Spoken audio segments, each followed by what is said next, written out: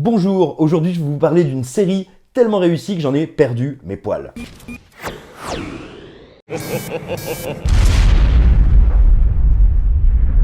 Je suis là pour vous causer de Jurassic World, la colo du Crétacé, qui est une série dont la première saison vient d'arriver sur Netflix.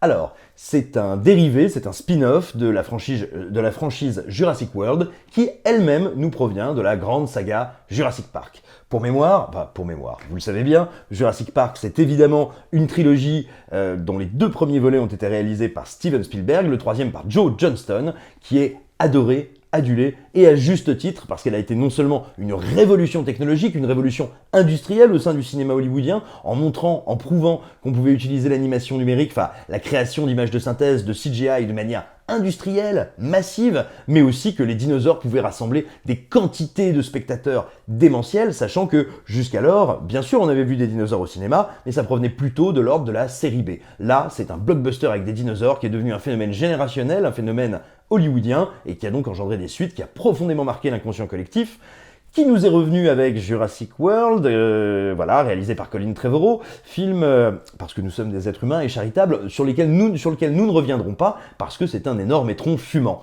Voilà. Mais toujours est-il que c'est un succès énorme, que sa suite Jurassic World Fallen Kingdom l'a été également, et alors que la production vient de reprendre sur Jurassic World Dominion, qui s'appellera en France Jurassic World Le Monde d'après, eh bien nous arrive un dérivé, un spin-off, la série Jurassic World, la colo du Crétacé.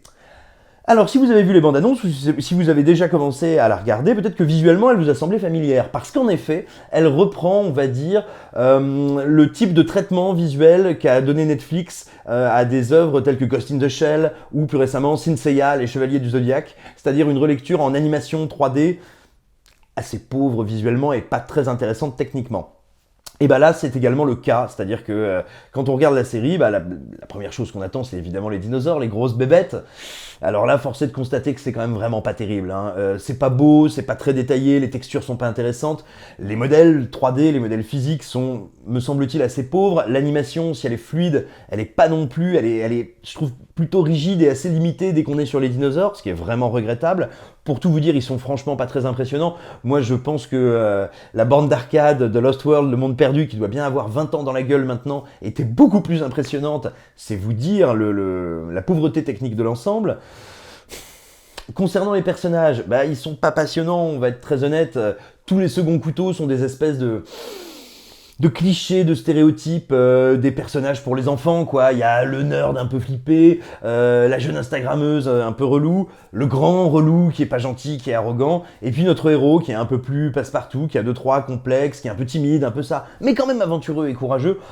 Donc voilà, c'est très très basique à ce niveau-là. Je note néanmoins qu'il y a quelques notes d'émotion qui sont assez jolies, qui sont plutôt pas mal écrites avec le personnage principal, notamment dans ses rapports avec son père, 2-3 petits trucs que je trouve assez choux. Donc voilà, si vous êtes un adulte, Jurassic World, la colo du Crétacé, ça va être assez dur à vivre, ça va pas être très excitant, vous n'allez certainement pas retrouver la magie des films originaux, quand bien même, bien sûr, il y a la musique, il y a les thèmes un peu connus de l'œuvre qui arrivent ici et là, c'est pas le bout du monde, quoi.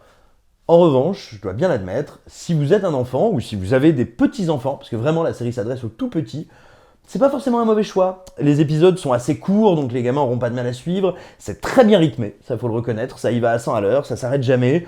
C'est coloré, voilà, c'est... j'ai envie de dire, pour des tout petits, tout jeunes, c'est pas abominable. Alors attention, moi je fais partie des gens qui ont horreur de dire « Ouais, c'est pour les enfants, c'est pas grave si c'est pas terrible ». C'est pas du tout ça que je veux dire. Je veux dire que c'est un divertissement qui, vraiment pour des tout petits, est assez honnête et qui peut peut-être être envisagé comme, si on est un peu malin, comme une manière de les initier aux dinosaures. Si vous avez envie de montrer à vos enfants ce que ça donne ces grands sauriens, ces grandes bébêtes, ça peut être un bon support parce qu'effectivement, ce sera pas impressionnant, ça va pas les faire flipper, ça va pas les terrifier, ça ne peut que les émerveiller et éventuellement les intéresser un peu à ces animaux. Donc voilà, je vais pas jeter la pierre parce qu'il est évident que je ne suis pas le public, que probablement vous qui regardez cette vidéo, si vous êtes fan de Jurassic Park, si vous aimez les dinosaures, ou si vous aimez les séries, vous n'êtes probablement pas du tout visé par ce produit. Néanmoins, voilà, si vous avez des petits mômes, des petits moutards dont vous savez pas quoi faire, il y a 8 épisodes de 20 minutes qui sont divertissants, qui sont bien emmenés et qui peut-être peuvent être un bon tremplin pour les favoriser aux dinosaures, même si évidemment le meilleur matos pour favoriser des gamins aux dinosaures et au Trias, au Jurassique et au Crétacé, c'est évidemment Le Petit Dinosaure et la Vallée des Merveilles, produit par Steven Spielberg, réalisé par Don Bluth, un immense film d'animation assez bouleversant, très très beau, dont on vous a déjà parlé, dont on vous reparlera, j'espère, sur écran large. Vite! Sujet hors confinement. Je répète, sujet hors confinement.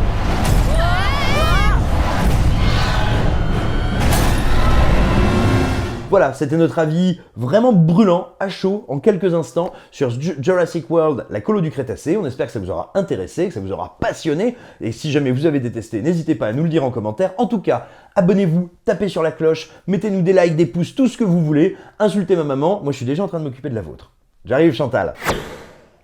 Stop!